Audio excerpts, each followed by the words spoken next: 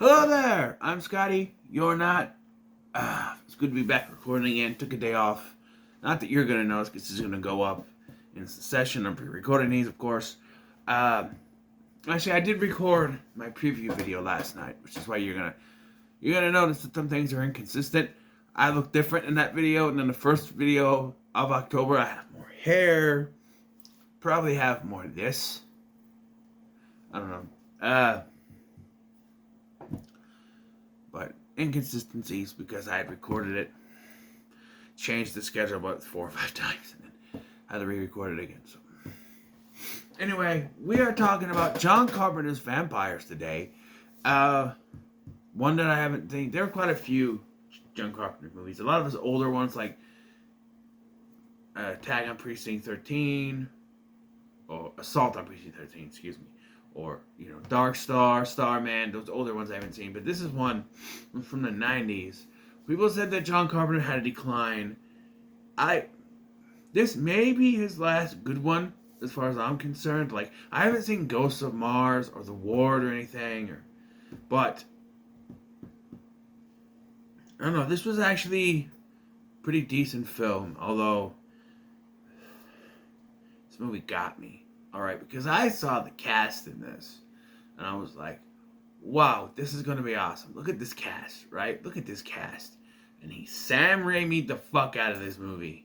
I mean, this is something Sam Raimi would do. This is something that James Gunn is a great reference, because James Gunn actually did this in The Suicide Squad, and if you haven't figured out what it is, my God, because it got me.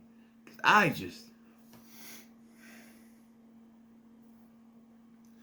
So we got this group of vampire hunters. The main story here is that there's this vampire hunter named Jack Crow, who is on a mission with a priest and his best friend to take down this vampire, the oldest living vampire, the oldest vampire in history, Valak.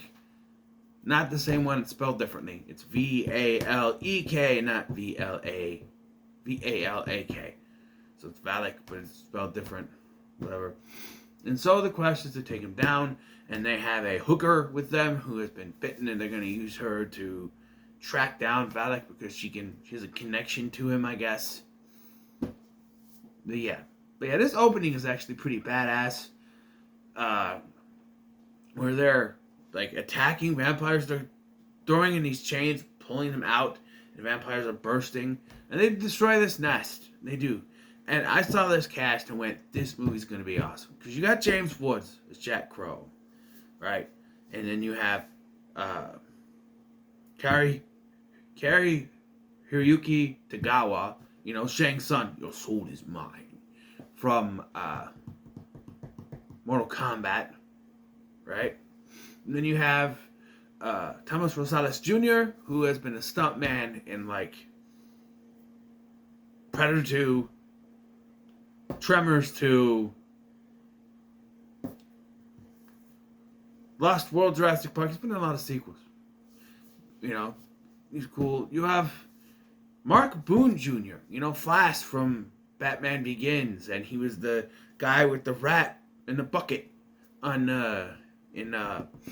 Too Fast, Too Furious. So, actors I knew. And Julio from Sanford and Son. That's right. Julio from Sanford and Son is here. I'm like, this is going to be awesome. And then, before I get to the end then, you also have the Baldwin whose name I couldn't remember when I was talking about Flatliners. Remember I said there's Alec Baldwin and Stephen Baldwin are the two notorious ones. I feel like William Baldwin is the underrated Baldwin. There's the good stuff that he's in. But the other Baldwin, who I couldn't remember, it's Daniel, by the way. Daniel Baldwin. I feel like he's always forgotten, and he's in this one. And no offense, Daniel Baldwin, but he looks like Alec Baldwin's stunt double. That's what he looks like. He looks like Alec Baldwin's stunt double. I don't know. I used to mess up Alec Baldwin and William Baldwin, but it looks like Alec Baldwin stunt double. I don't know. I've seen the Baldwins before.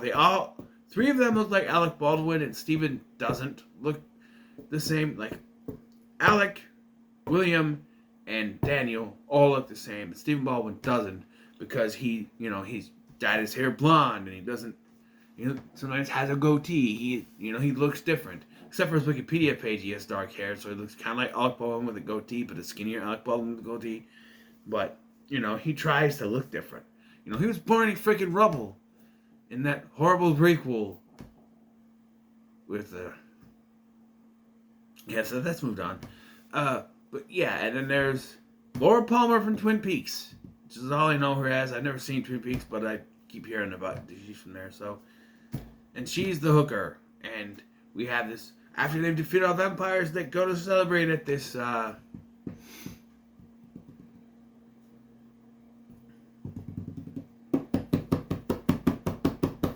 hotel, that's what it is, with a bunch of hookers. And then this, so they kill all the vampires, but they said they couldn't find its leader, right? And then we see one burrow up from the ground, along with other ones, I think. I don't know. So he was in the ground. How does that work? I don't know. But it's Thomas Ian Griffith. Thomas Ian Griffith. I speak freaking English. It's Thomas Ian Griffith as Valak. And he does a pretty good job. He's intimidating. He's dark. He's brutal. But the one thing I always have an issue with some vampire movies is that they just don't. They either don't obey the rule of they have to be invited, or they do, but it's over pretty quick with that. Like, oh, you have to invite them, and then someone invites them in, like in The Lost Boys or Fright Night. Come over whenever you like, Mom. Where it's just invited stupidly. It's like, you come in unless you're invited. Hey, come over whenever you like. No, Mom. But, yeah. So here, he just shows up and walks in the hotel room. Now, for all intents and purposes, I guess a hotel room is a public place, and therefore you can go in as he wants.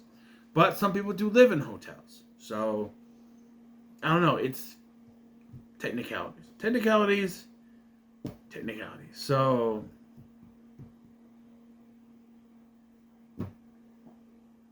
yeah. But there's this slaughter. And so, I noticed earlier on that Carpenter is trying something different here. He puts a filter on when the sun's setting. It's obvious that it's actually broad daylight when he's shooting this, but he puts a pink filter on, pinkish orangish filter on, so that it looks like it's sunset. Just film at sunset. I know that sunset sometimes can go quick. I don't know.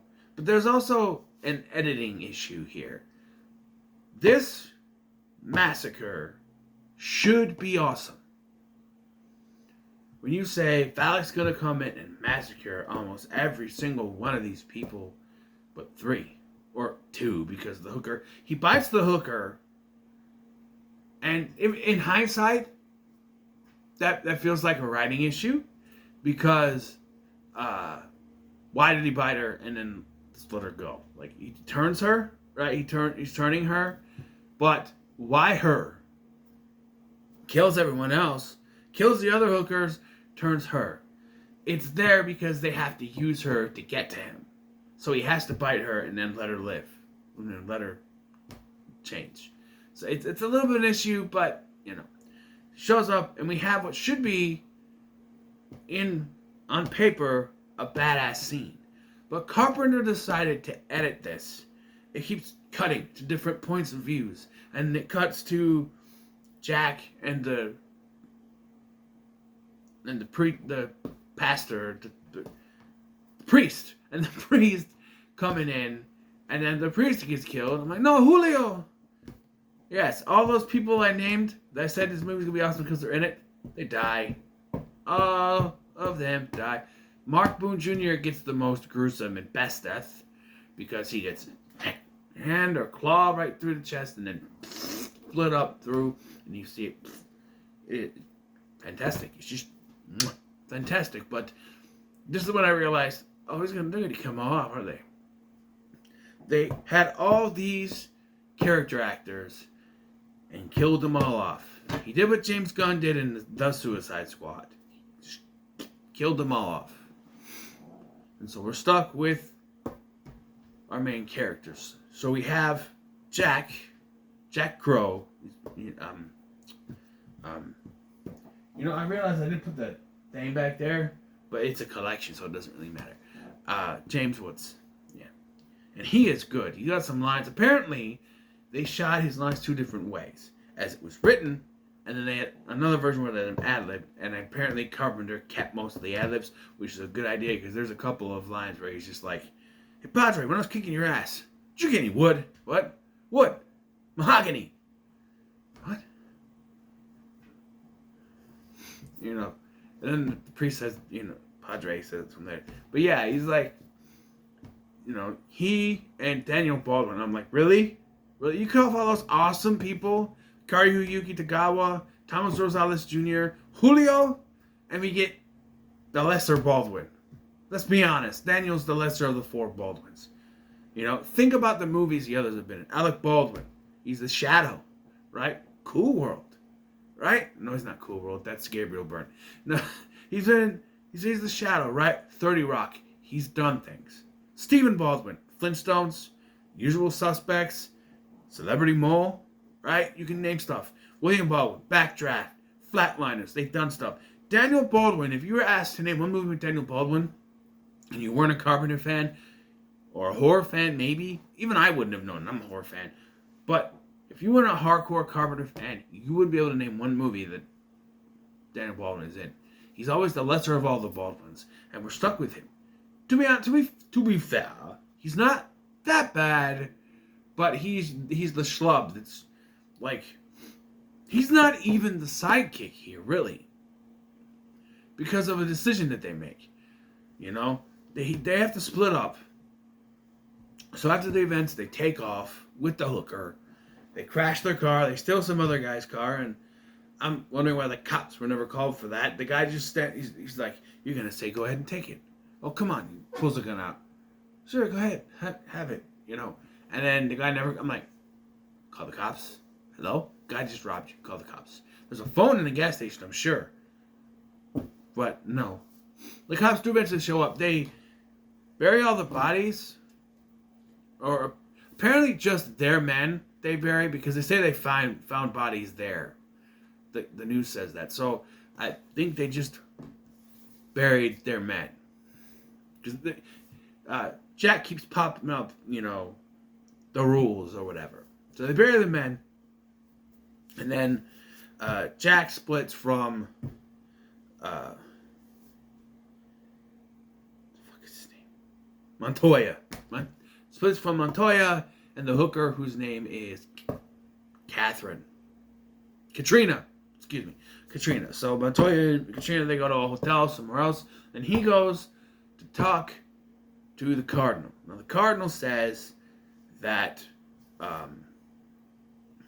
they are going to reconvene with Montoya, and then they're going to go back to Monterey and forget about everything. But of course, Jack has other plans. He wants to take down this guy, Valak. But the Cardinal sends another Padre with him, which he calls Padre, another priest. He calls him Padre. It's Tim Guinea as the Padre. I don't know the Padre's full name, so let's call him the Padre. But Tim Guinea, I know from Stargate SG-1. He was a recurring character in the last 2 seasons, as well as Arc of Truth movie. But he has that hair here. He was also in Blade the same year, so vampire movies are his thing here, I guess. But I know him as Toman from Stargate SG-1. But he plays the Padre here. And he's I'm going to follow the rules, and we're going to do the way the Cardinal wanted. They made him. So during the time that Jack makes his way there, Catherine wakes up, and she's completely naked, and I'm like, now, if I was her, and I woke up in a strange hotel room completely naked with some guy I didn't know, barely remember meeting, I'd be kind of freaked out, right? Like, what did you do to me? He's like, relax, I just took your clothes off, I cleaned them up, that's all, I didn't do anything. I believe him, because, he seems like a nice guy. He's sleeping on the couch there, let her have the bed. So that's chivalrous, right? I do like the line he has though, where he's checking in, and the guy's like, "Is that your girlfriend?" He goes, "No, it's my fucking mother. No, give me the hotel key." I like that. But during this, they have kind of a fight because he falls asleep on the chair while she's getting dressed, and she tries to sneak out the window. He grabs her, and then he gets cut, and of course she's been bit, so she bites him. And he cauterizes it with a lighter, but he doesn't clean it up, so he puts the bandage on his arm, and it's already shown to be bleeding through. Like, why didn't you clean it up? Dang, here's what you should have done. Clean it up, or cauterize it, then clean it up, because it's going to keep bleeding. So cauterize it, which he does a couple times. At one point, later he gets bit in the neck, and he cauterized it by firing a shot off and used the heat from where it got fired to do it. And this guy just doesn't mess around, I guess. But she bites him because he's bleeding, and so he's already turning. Which is redundant. Why he gets bit in the neck later? Because he was already turning for 2 days before that. But Jack and the Cardinal come back, and Jack says he's not going to obey the rules, and the Cardinal says he's going to call the Cardinal, but no, not. And it becomes a Western, which is pretty cool. We find out that Valak was the first vampire. He was created because a priest got a demon inside of him and tried to exorcise the demon, but it resulted in getting rid of the human side and keeping the demon, which created the first vampire. In a very interesting way, a very interesting origin for vampires is that, although my one thought was, okay, if he was created that way, then how does it transfer to if he bites you, then you turn into the vampires? I don't know. I also have an issue with the end where they kill him, right? They get rid of him. And it's implied, it's shown to us that Montoya and Catherine are still vampires. But everybody knows the lore that if you kill the vampire that bit you, or the first vampire, watch freaking the Lost Boys movies. That's the first vampire. You kill him, he's the first vampire, which means he's the alpha vampire. You kill an alpha vampire, all the other vampires turn back. So, by the end of this movie, there should be no vampires left. There should be no sequels. Which, by the way, this movie sets up that there could be sequels following Jack and the Padre. And from what I've seen of the sequels, they're just they're lazy-ass direct-to-video sequels with those names. The first one said, the first sequel, I should say. The second one says, John Carpenter presents Vampires Los Muertos. And I'm like, yeah, he produced it, but come on. That's like how Sean Connery produced the Legion of Extraordinary Gentlemen. He produced it. Yeah. He did his scenes in the movie, and he sat there and drank a brandy while they discussed producing. Come on. I'm pretty sure John Carpenter just took the paycheck for that one. He produced it. He probably didn't have anything to do with it. And they had nothing to do with the third one. And they look like, from what I've read, they look like cheap direct-to-video sequels that have nothing to do with the first two. Which is a shame, because we could have had more of this, you know. We also find out that the Cardinal is in on it. Because so they're after this cross that will allow them to walk during the day. In the same year the Blade came out. Isn't it? A vampire villain that wants to harness something that gives him more power. It's the same thing as Deacon Frost, right? But eventually Jack... I like Jack's line here too. He's like, hey, that cross. What was it? Something about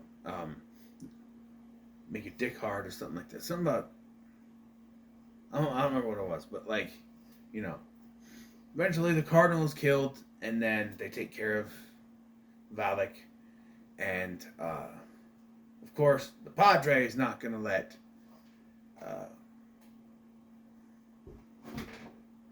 those two go.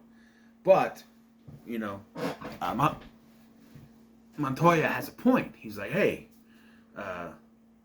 he's like, how long you been turned? He's like, 2 days. And I still had your back. That's right. You did. So the way I see it, I owe you 2 days. So you better go. Because in 2 days, I'm going to come after you and I'm going to kill you. And I'm sitting there going, I'm like, that would have been a great fucking sequel. Right? That would have been a great sequel. To have the sequel focusing on Jack and the Padres, they hunt down those two. Whether or not you got the Baldwin back or not, or just recast him with another role. I mean, you could recast him with a different role and say he's turned into a vampire. He's bald now. He's got pointy ears, and you can say it's him. Just kind of get a schlubby actor too, because you know he wouldn't be completely fit. But I don't know. You could have done something, but what they give us is lazy stuff. I don't know. I'm gonna give it some middle of the road. I thought it was decent. It's certainly not one of Carpenter's best, but it has its moments. James Woods is badass, and I think that this could be one of the more underrated ones. But I actually liked it. So, yeah. So, what are your thoughts on John Carpenter's Vampires? In the comments below, be sure to like, share, and subscribe. Thank you for watching. I've been Scotty, and I'll see you in the next one.